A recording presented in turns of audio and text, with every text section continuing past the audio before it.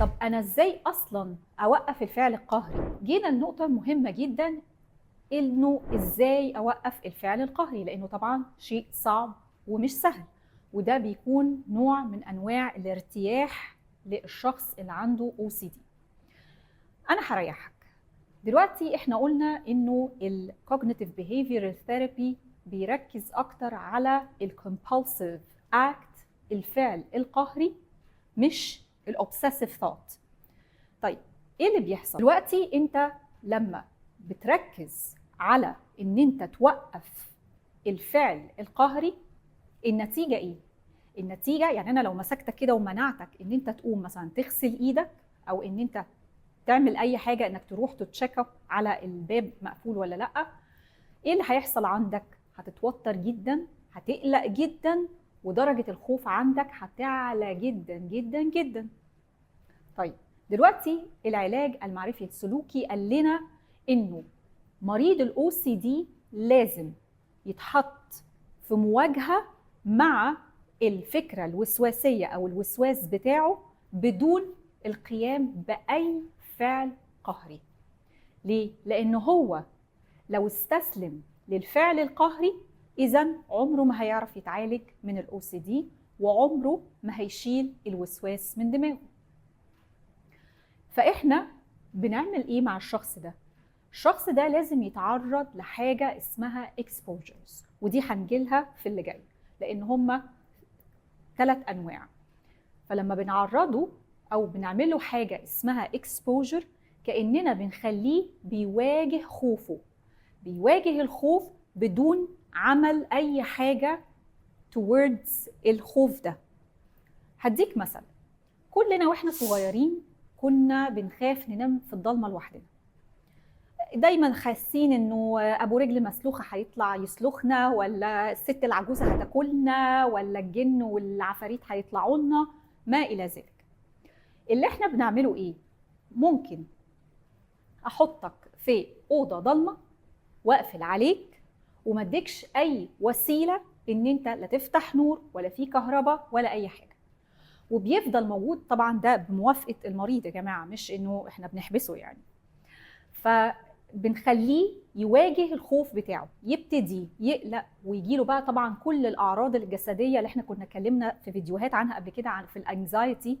الانكزايتي عنده بتعلى جدا، ويبتدي يبان عليه نهجان جامد جدا، تنفس سريع قوي، ضربات قلب سريعه، يبتدي يعرق، جسمه يبتدي يترعش وما الى ذلك. ممكن يصرخ، ممكن يصوت، وبرضه بنسيبه يتعرض لكل ده. علشان ايه؟ علشان يجيب اخره، مش يجيب اخره هو، يجيب اخر الشخص المتلاعب الايه؟ الخبيث. يجيب اخره، يشوف اخره ايه.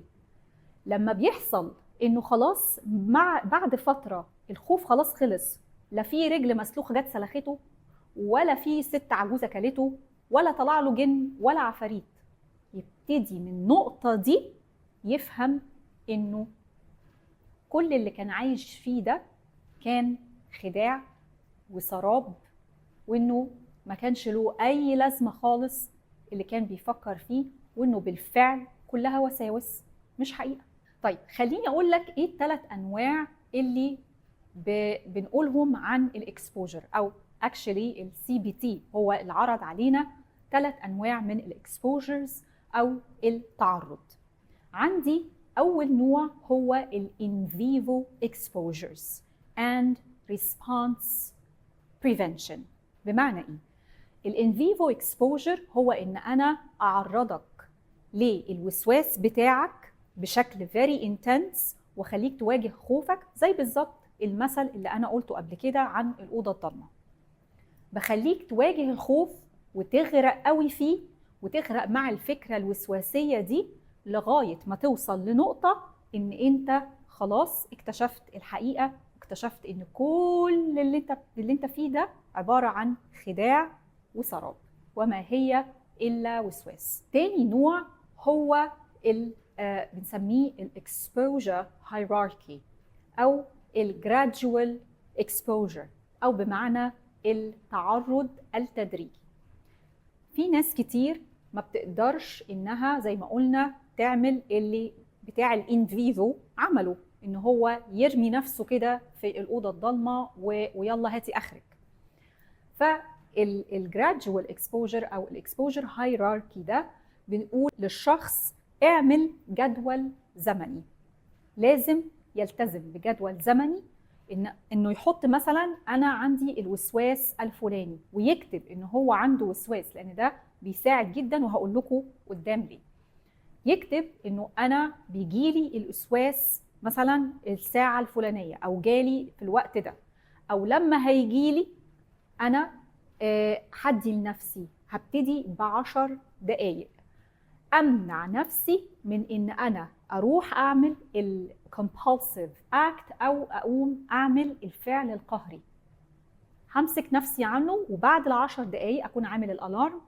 اول ما يفتح الالارم هيروح طبعا يعني باي ديفولت، يعني الشخص الاو سي دي هيبقى قاعد ماسك نفسه بالعافيه اصلا، فبيروح وات ايفر بقى، يغسل ايده، يعمل اي حاجه هو دايما متعود يعملها علشان تديله راحه مؤقته. فتاني يوم يدي لنفسه 5 دقايق زياده، يبقى ربع ساعه. اليوم اللي بعده بيخليها مثلا تلت ساعه او نص ساعه، اللي بعده يزود التشالنج ساعه او ساعتين، وهكذا على قد ما قدرته. ولكن كل مره لازم يزود. لو عايز يتشافى ويتعالج بسرعه فلازم يعلي التشالنج عنده اكتر. طبعا الاكسبوجرز دي يا جماعه يا اما حضرتك بتروح لمختص، يعني طبيب نفسي او معالج او كوتش دارس طبعا العلاج السلوكي المعرفي، او لو ما فيش في مقدرتك انك تروح لحد من دول، ممكن جدا تعمل انت الجدول لوحدك زي ما انا قلت لك، وتشارك معاك حد، تستعين بصديق، او انك تشوف اخوك، باباك، اختك، ايا كان حد حواليك، بس ان هو يدعمك ويساعدك على انك تلتزم بالجدول الزمني. طبعا في الاول بالذات ممكن ما يكونش عنده المقدره ان هو يفضل قاعد كده وماسك نفسه، فاللي احنا بنقوله انه الشخص اللي بيدعمك ده لازم يكون حاسم، يعني يقوم يقفل ابواب الحمامات كلها بالمفتاح، يقوم يقفل الثلاجه، يقفل اي حاجه، المهم يمنعك من ان انت تعمل الفعل القهري. ومع التعود يا جماعه الموضوع ده بيجيب نتيجه جامده جدا. ثالث نوع هو الايماجينال اكسبوجر. الايماجينال اكسبوجر ده ممكن يكون مثلا في ناس مش قادره تجيب الفكره الوسواسيه لحد عندها، مش قادره في السيشن مثلا، مش قادر يفكر في الفكره الوسواسيه، مش قادر يجيبها. فبنعمل ايه؟ بنخليه يفكر او تو ايماجين، يتخيل حاجه ممكن تكون بتعمله تريجرينج قوي، يعني ممكن تكون فعلا حاجه جامده جدا، زي مثلا انه هينط من جبل ايفرست مثلا، او حد هينططه من بيلدينج عالي جدا. يتخيل حاجه فتبروفوك هيم كده وتستفزه، وتضطره ان هو يبقى عايز يقوم بفعل قهري. المهم انه درجه الخوف عنده تعلى جدا، تبقى very high intensity، علشان يمسك بقى نفسه ويبتدي ايه لمده ال10 دقايق دي في السيشن، يمسك نفسه ما يقدرش يقوم يعمل فعل قهري، او اقل حاجه ان هو فيلم الهروب يعني.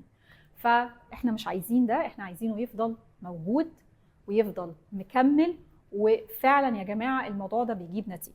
هتيجي بقى تسالني سؤال تاني، طب انا ازاي اتحكم في حاله الذعر والخوف والقلق الرهيب اللي هيكون عندي ده؟ هقول لك، استنى ما تروحش في اي حته، خليك معايا.